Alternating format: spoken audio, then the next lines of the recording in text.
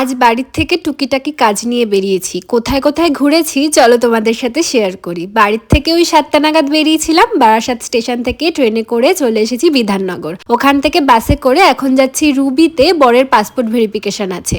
ওর পাসপোর্টটা করেছে 10 বছর হয়ে গেছে, তাই রিনিউ করতে হবে বলেই আজকে আসা। পাসপোর্ট অফিসের কাজকর্ম মিটিয়ে তারপর বাসে করে চলে গেছিলাম চাঁদনি চকে। প্রথমে রাস্তা থেকে আমাদের কিছু লাইট আরো অনেক কিছু নেওয়ার ছিল, সেগুলো নিয়ে চলে গেছি মলে। এখানেও টুকিটাকি অনেক কিছু দেখে নিলাম। তারপরে চলে এসেছি চাঁদনি চক মেট্রো স্টেশনে। এখান থেকে মেট্রো করে প্রথমে চলে গেছিলাম স্প্ল্যানেড থেকে আবারও মেট্রো চেঞ্জ করে চলে এসেছি শিয়ালদা।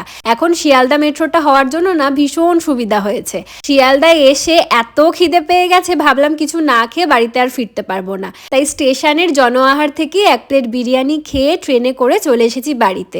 বাড়ি ফিরতে ফিরতে ওই বিকেল হয়েই গেছিল। এসে 1 কাপ কড়া করে চা খেয়ে দিনটা শেষ করলাম।